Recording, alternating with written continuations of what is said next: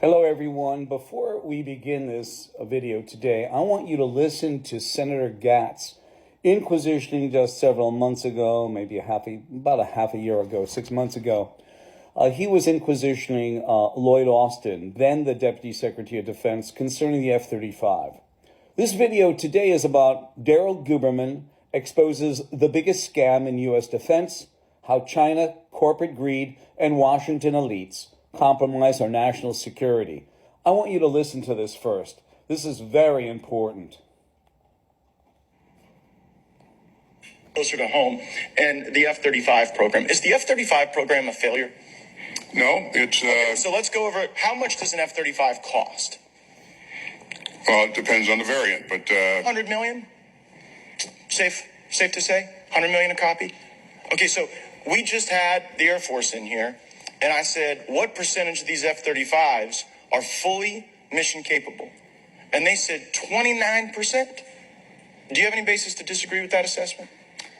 I don't have any basis to disagree with the Secretary. So at 100 million a copy, 29% being fully mission capable, does that seem low to you?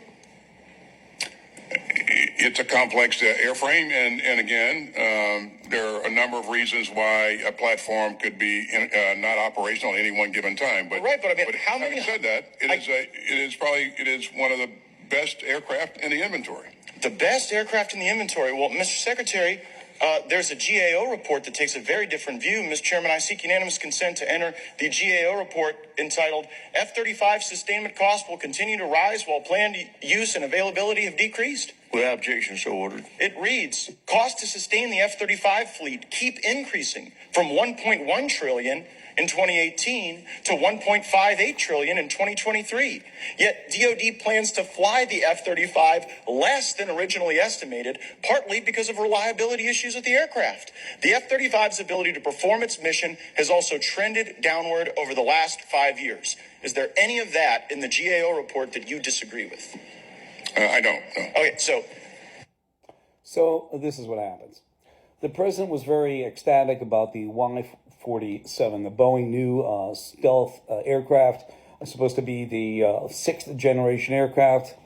How can you have reliability on Boeing when the door pops off their commercial airline?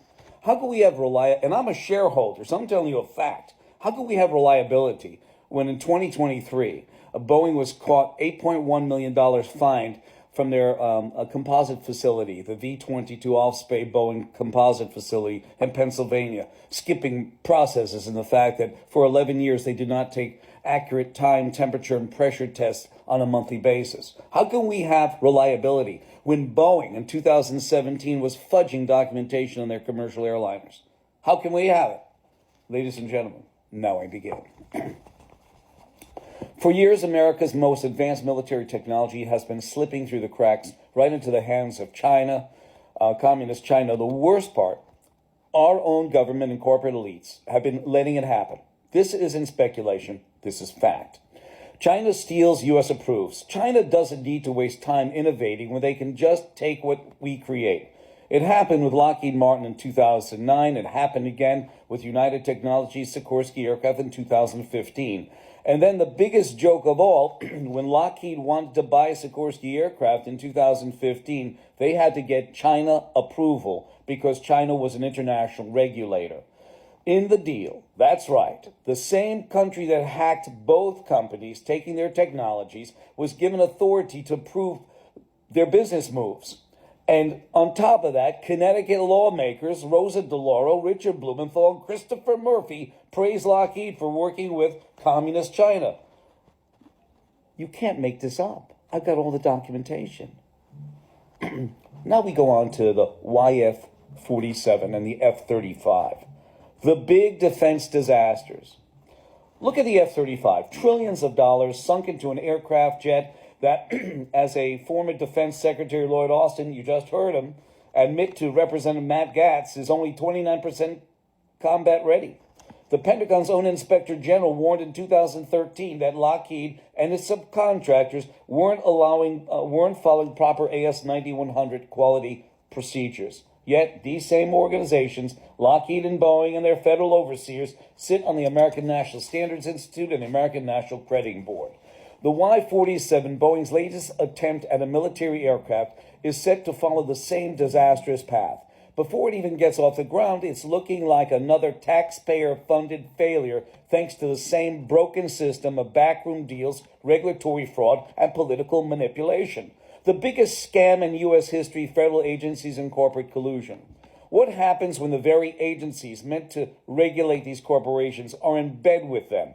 You get a system where the DOJ, the DHS, the FDA, the Department of Commerce aren't just members of ANSI-ANAB, they are also customers of the very organizations they are supposed to oversee. Defense contractors get away with quality failures, safety lapses, and cost overruns while the government covers them up. You have global standard development organizations like ANSI and ANAB, trade information worldwide, bypassing cybersecurity laws and leaving us wide open to foreign espionage. In fact, ANSI-ANAB has 12 different registrars in communist China that can issue an ANSI-ANAB certification. Let's take that a little bit further. ANSI and ANAB must be held criminally, and I mean criminally, liable for their role in the release of the virus from Wuhan, China. We have the data. We have the proof.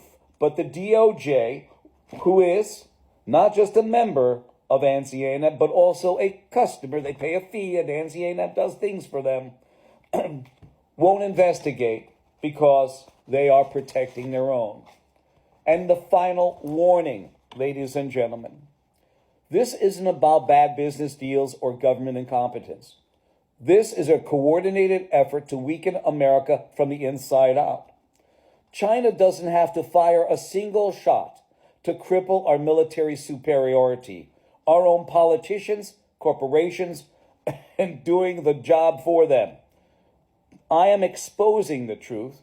The question is, will America listen before it's too late? Ladies and gentlemen, thus far, it is too late. It has been too late for many administrations. If they don't listen to Daryl Guberman, then instead of people coming into America from Mexico and other countries, we're going to be the ones fleeing. Again, instead of people coming into America from Mexico and other countries, we're going to be the ones fleeing. 203-556-1493. I thank you.